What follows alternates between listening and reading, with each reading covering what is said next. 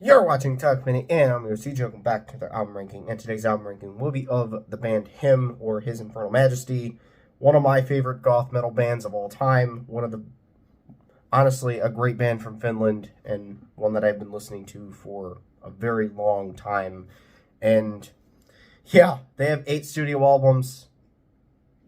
Probably never released again, but hopefully, I'm hoping there's another Him album in the future, hopefully. But yeah, 8 studio albums, 8 albums that I like, 8 albums that I can listen to all the way through and enjoy.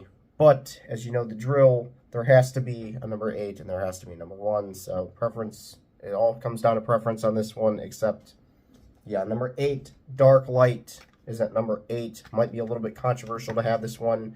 Some absolute classic songs, but a weaker second half. The first half of the album is loaded with big songs, but dips off halfway.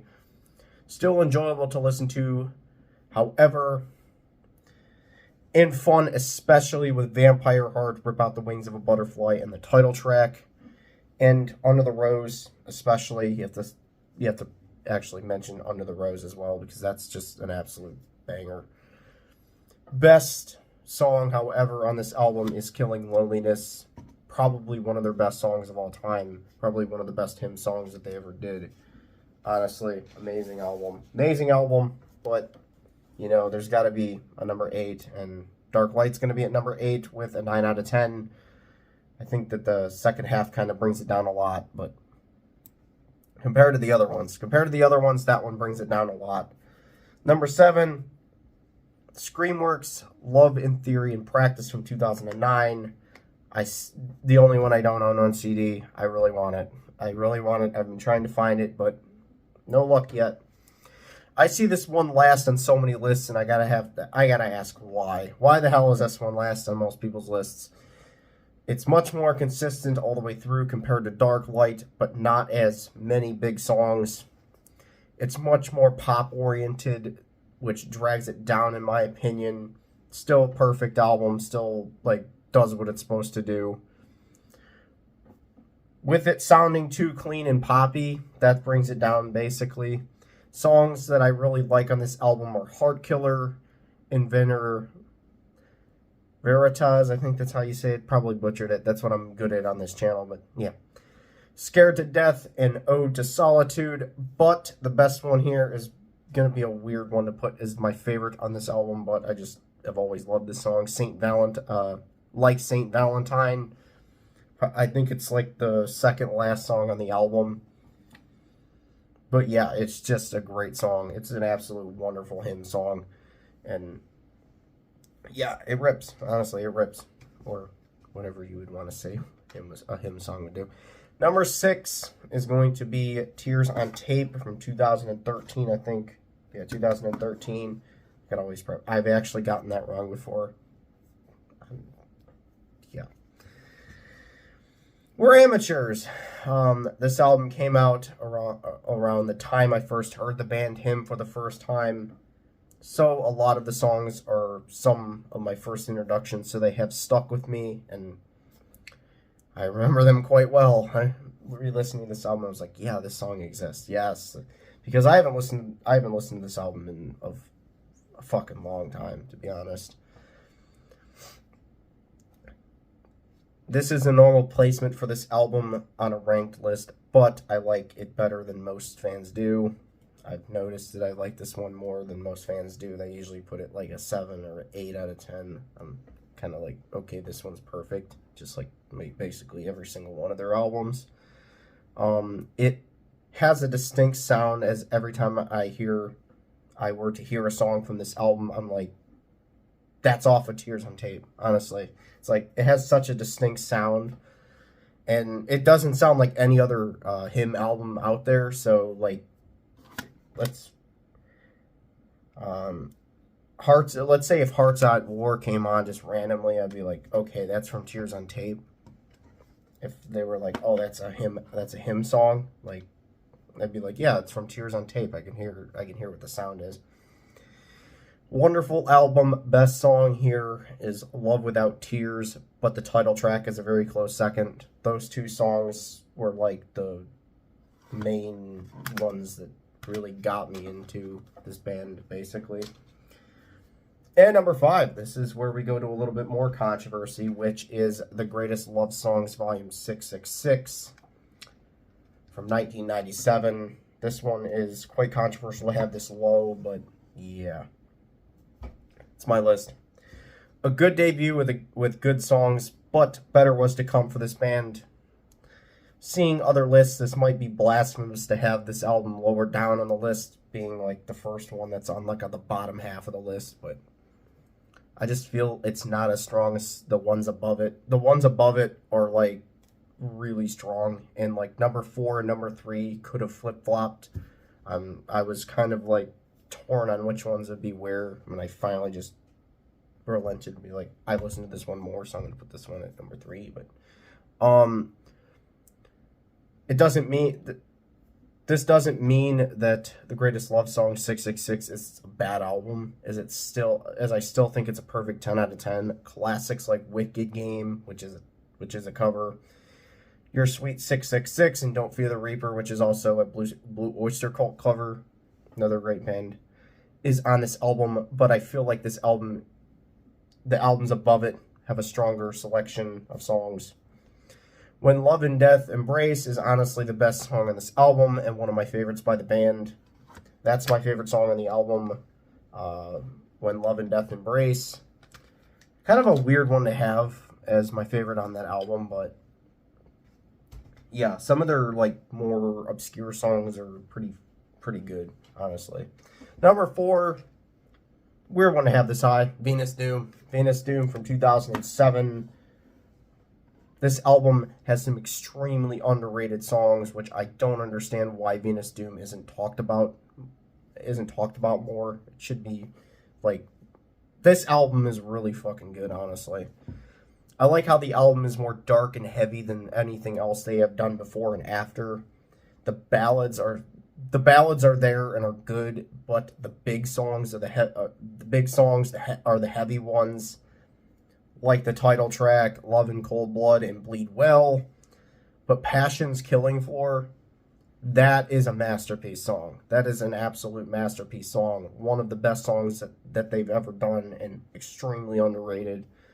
I think it's like 10 minutes long, which is like,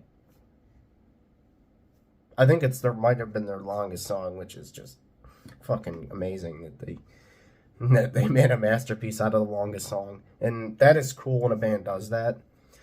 Give this one another chance if you have it at the bottom of the list, because really it doesn't deserve to be at the bottom of the list, because like there are some absolute classics on this song. Even Cyanide Sun is good as well. Just that one surprised me at how much I enjoyed it re-listening to it. It was like it was honestly like a new experience listening to it. But the one that I thought about Venus Doom and Love Metal being like, they were close, and I couldn't decide which one I'd put where, but I decided to go with the order that I went with. Love Metal from 2003 at number 3, top 3. A great album that embodies the term love metal, as it's basically what it is. It basically is what it says it is. Featuring a more aggressive sound, unlike the previous, and like their first 2 albums, it started the band into a heavy direction. With Deep Shadows, it kind of went on the other direction of more like a ballady band, and not as many ballads and slow songs as the previous, but still keeps the tone and themes they were doing quite well.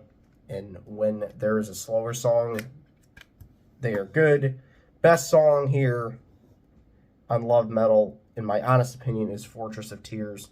Honestly, that's another song that people need to re-listen to when listening to this band. Fortress of Tears, I think it's a heavy song. It really is a heavy song on Hymn album for that band in general.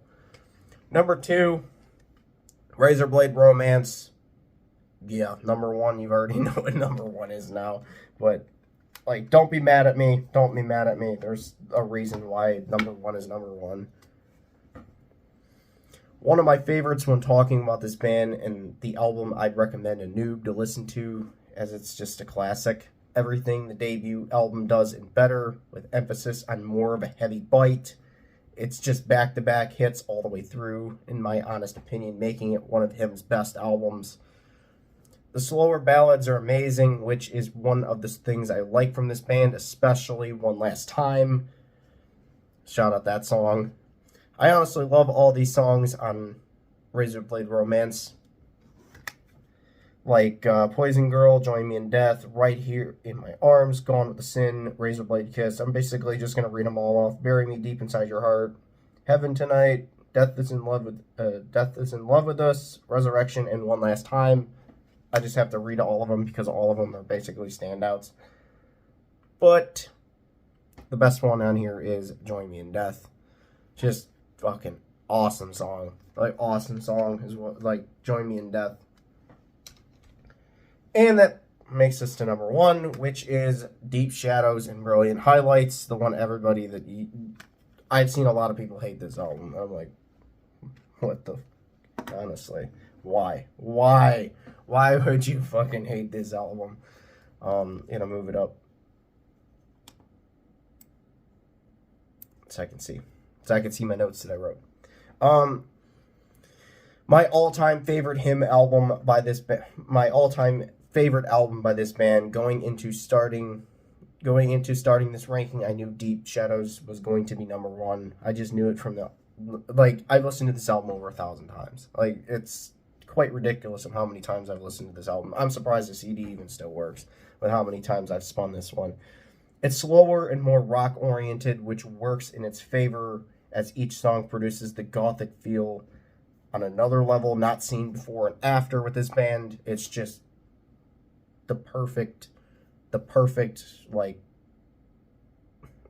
presentation of their sound. Like, it's not overly heavy, it's not basically heavy at all. It's just straightforward gothic, and like all the weird like keyboard, like all the weird organs and stuff like that, piano and that stuff is just wonderful. This is, in my honest opinion, their biggest masterpiece with pure perfection in the hymn style and sound. I'd honestly have to say I've listened to this album over 1,000 times, as it's my go-to whenever I want to listen to this band. It's like, I want to listen to Brilliant Shadows. I want to listen to Deep Shadows and Brilliant Highlights from 2001 every time, basically. The other albums I hardly ever revisit when I think of this one. It's like, okay, I want to listen to this one. I want to listen to this one over and over. But, yeah. Best song, Impossible. Impossible to pick, as I'll just mention all of them again. Salt in Our Wounds, Heartache Every Moment, especially that one. That one's good, too. Lose You Tonight, Enjoying Sorrow, Pretending, Close to the Flame, Please Don't Let It Go, Beautiful, Don't Close Your Heart, and Love You Like I Do. Absolutely all the way through, just pure perfection. It's their best album, in my opinion. My honest opinion, this album is their best. Leave a comment, leave a list in the comments if you want to.